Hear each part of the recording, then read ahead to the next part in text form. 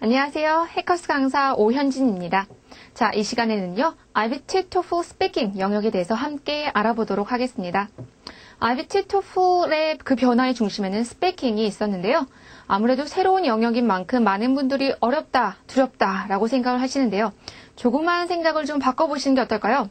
스피킹이요, 하면 할수록 굉장히 재밌고요. 실질적으로 도움이 많이 돼서 굉장히 고마운 섹션입니다. 자, 왜 고맙냐고요? 실제로 높은 점수를 받고 유학 생활을 하시러 가시더라도 실생활에선 굉장히 어려움을 접하시는 분들이 많거든요. 그 어려움을 최소한으로 줄여주기 위해서 심혈을 기울여서 고안된 문제들이 바로 스피킹 영역이기 때문입니다. 자, 그럼 저와 함께 문제, 유형들을 하나하나 살펴보실까요? 먼저 독립형입니다.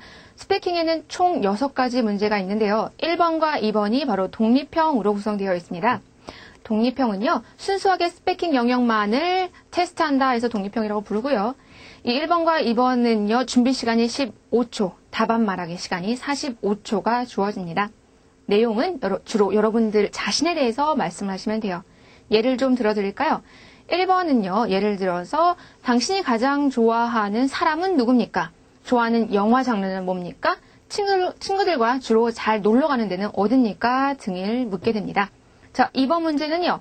1번과 마찬가지로 나에 대해서 질문하는 건 맞지만 2가지 옵션이 주어집니다. 예를 들어서 Do you prefer to travel at home or abroad?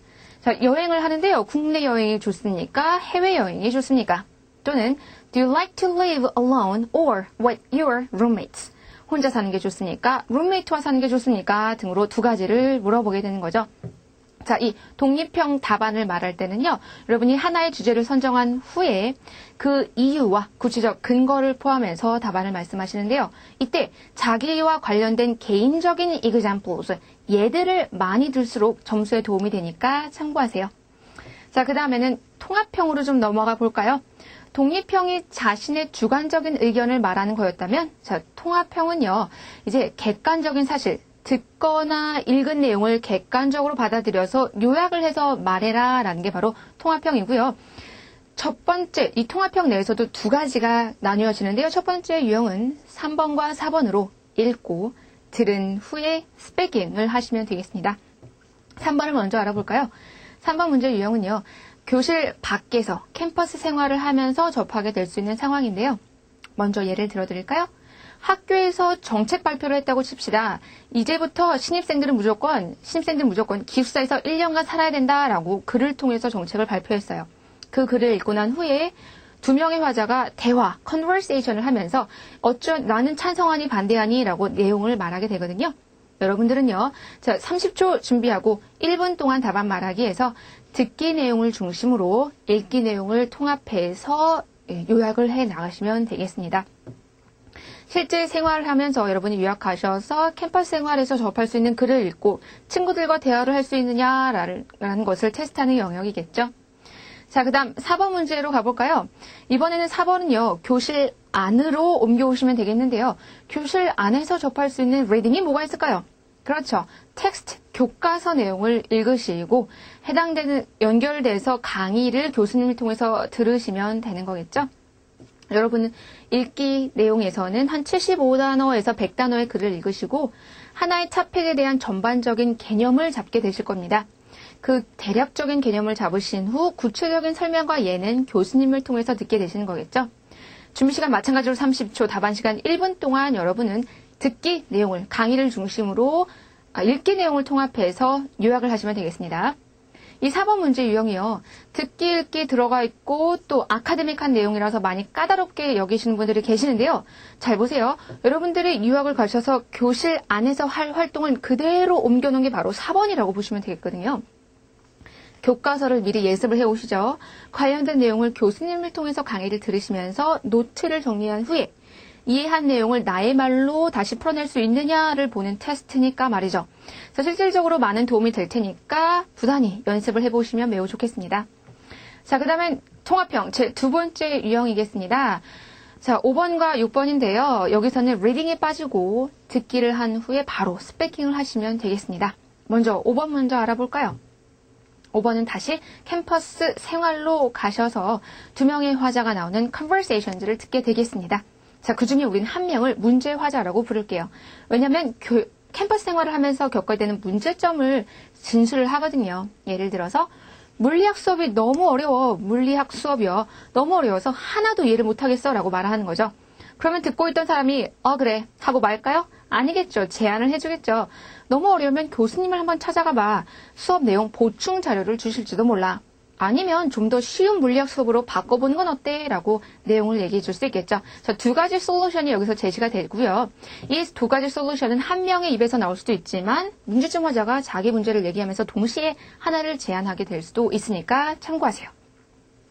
그래서 20초 동안 준비를 하고 1분 동안 답안 말하기에서 여러분이 하셔야 할 내용은 문제점 요약하시고요. 해결책 두 가지 얘기하시고요. 자, 특이하게 통합형에서 여러분의 주관적인 의견을 묻게 되는데요.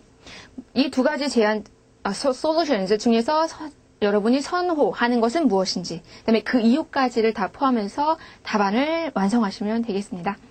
자, 마지막 문제 유형 6번인데요. 다시 교실 안으로 옮겨오시면 되겠습니다. 자, 교실 안에서 교수님이 하신 말을 쭉 듣고 요약을 하시는데요. 아까 나왔던 문제 유형 4번하고 굉장히 비슷한데 차이점은요. 문제 4번에서는 읽기를 통해서 개념을 잡으셨다면 이번 6번은요. 그 개념마저도 교수님이 모두 리스닝을 통해서 설명을 해 주신다라는 차이가 있겠죠. 문제 6번이요. 가장 길고 아카데믹한 내용이라서 어려워들 하시는데요. 이렇게 보시면 더 편합니다. 자, 교수님이 한 내용을 용어와 언어를 그대로 이용해서 요약하려고 하지 마시고요. 자신의 수준에서 가장 적절한 용어와 가장 쉬운 구문과 표현을 이용해서 나의 말로 바꿔서 설명하시면요. 좀 더 편안하게 4번과 6번을 하실 수가 있게 되실 겁니다. 자, 이렇게 해서 스피킹 1번부터 6번까지를 모두 설명을 해드렸는데요. 자, 총 걸리는 시간은 시험에서 실제 걸리는 시간은 단 20분밖에 안 돼요. 굉장히 짧죠? 이 시간을 최대한 보람 있고, 자신감 있고 여유로운 시간을 만들기 위해서 여러분 어떻게 하셔야 될까요? 먼저 통합형은요. 들으시면서 아마 느끼셨겠지만 먼저 리스닝 실력이 선행되어야 합니다. 들은 내용이 있어야 말할 거리가 생기니까요. 그렇죠? 그래서 듣기 실력을 먼저 향상시켜 놓은 후에 각각 유형에 맞춰서 가장 적합한 답안의 구조와 그다음에 거기서 쓸 수 있는 표현들을 많이 읽히신 다음에 그걸 반복해서 연습을 하시면 금방 감을 잡으실 수 있게 될 겁니다. 그 다음 독립형은요. 출제 예상 토픽들을 모아서 모범 답안들을 정리한 후에 얘네들을 계속 반복해서 외우세요. 많이 외우세요. 이때 외우실 때 주의하실 건요. 눈으로 보면서 그냥 쓱 보면서 외웠다 하시는 게 아니라 여러분 입으로 계속 반복해서 외우셔야 합니다. 입이 외운 게 왜 좋냐면요. 오래 기억에 남을 뿐만 아니라 필요할 때마다 툭툭 입에서 나도 모르게 튀어나오게 되니까 매우 유용하겠죠. 자, 이런 말이 있습니다. No pains, no gains. 여러분, 노력을 하지 않는 한 얻는 것도 없다는 얘기겠죠. 짜투리 시간이라도 최대한 많이 모아서 많은 시간을 스피킹 영역에 할애를 하십시오. 노력을 한 만큼 여러분의 스피킹 실력 향상뿐만이 아니라 평소의 언어 구사력도 많이 도움이 될 테니까 여러분들의 영어 실력에도 매우 도움이 크게 될 겁니다. 앞으로요. 부단히 연습을 많이 하셔서 스피킹 영역에서 좋은 결과를 이루게 되시기를 바랍니다.